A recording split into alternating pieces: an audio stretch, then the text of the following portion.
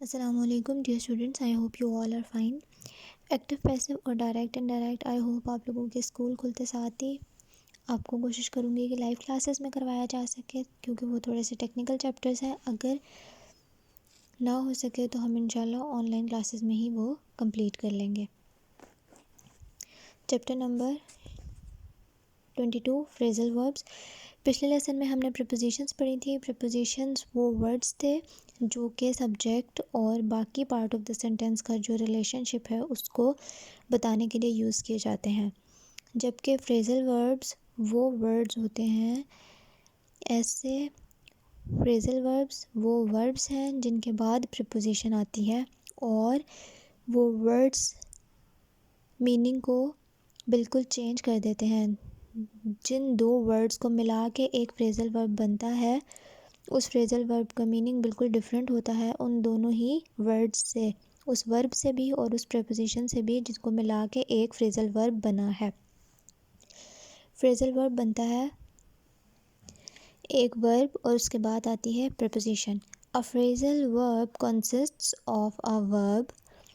Phrasal verb में एक verb होता है फॉलोड बाय अ प्रपोजिशन, उसके बाद आती है एक preposition. It is used as a single verb, जो कि इस्तेमाल एक सिंगल वर्ब की तरह होता है। Verb is the action of the sentence, एक सिंगल वर्ब की तरह होता है लेकिन विद अ न्यू मीनिंग, लेकिन उसका मतलब जो है वो बिल्कुल डिफरेंट हो जाता है।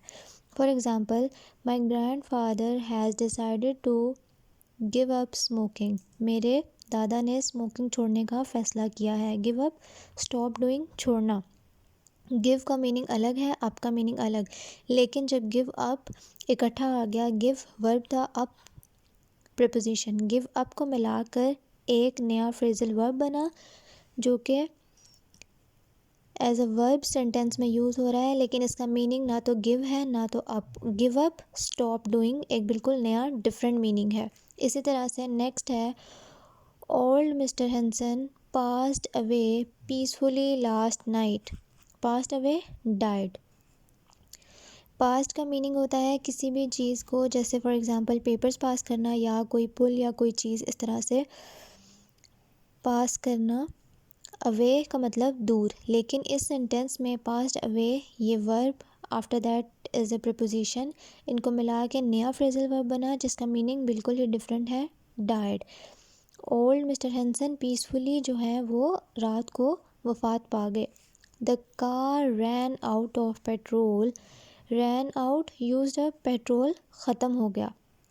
Before the Smith family arrived, इससे पहले कि वो पहुंचते एट देयर डेस्टिनेशन, अपनी मंजिल पर। रैन भागना, आउट बाहर, लेकिन जब रैन आउट इकट्ठा इस्तेमाल हो रहा है तो उसका मतलब ये है ख़त्म हो जाना। यूज्ड अप पूरा का पूरा कंज्यूम हो जाना, इस्तेमाल हो जाना। The old lift breaks down frequently. Breaks down, stop working, वो ख़राब हो गई, उसने काम करना बंद कर दिया। ब्रेक, टूटना, डाउन, नीचे। तो अब यहाँ पर ना टूटने के मायने में इस्तेमाल हो रहा है ना नीचे जाने के मायने में। बात हो रही है कि लिफ्ट ने काम करना बंद कर दिया। तो ये वर्ब जब इस प्रपोजिशन के साथ मिलकर आया तो इसका मीनिंग बिल्कुल डिफरेंट है, और वो मीनिंग है स्टॉप्स वर्किंग, कि उस मशीन ने काम करना बंद कर दिया। फ्रीक्वेंटली, अक्सर। Can you get along with your neighbours. Get along with your neighbours, have a friendly relationship. Get लेना, अलॉन्ग किसी के साथ, विद भी साथ के मीनिंग में आता है, लेकिन अब जब वो पूरा का पूरा वर्ड इकट्ठा आ रहा है तो वो मीनिंग दे रहा है कि किसी के साथ अच्छा बर्ताव रखना या फ्रेंडली रिलेशनशिप रखना। His blood stained shirt gave the thief away. His blood-stained shirt gave the thief away. उसके शर्ट पर जो लगा हुआ था खून, उससे वो पकड़ा गया। Betrayed the thief away. Betrayed, वो जो धोखा छुपाने की कोशिश कर रहा था वो पकड़ा गया। The woman passed out. यहाँ पर passed away मरना था, passed out का मतलब होता है बेहोश होना। तो मीनिंग्स जो हैं वो ध्यान में रखने हैं, गलत से यूज़ नहीं करने। I find his offer too good to turn down. Turn और डाउन दोनों अलग मीनिंग्स हैं, लेकिन टर्न डाउन जब इकट्ठा यूज़ हो रहा है तो उसका मीनिंग आ रहा है रिजेक्ट में। अब आप लोगों की जो एक्सरसाइज है वो इंतहाई आसान एक्सरसाइज दी हुई है और आपको further examples at the end of the lesson भी दी हुई हैं और फ्रेजल वर्ब्स की पूरी एक जो अपेंडिक्स अवेलेबल है पेज नंबर 223 पे। तो आप एक्सरसाइज 46 और 47 वहाँ से हेल्प लेके भी कर सकते हैं वेरी इजीली। उसके सामने ही मीनिंग्स भी दिए हुए हैं पेज 223 पे आप लोगों के, और हर फ्रेजल वर्ब का मीनिंग उसके बिल्कुल सामने लिखा गया है ताकि आपको आसानी हो। फ्रेजल वर्ब्स हैं और उनके बिल्कुल सामने उनके मीनिंग है।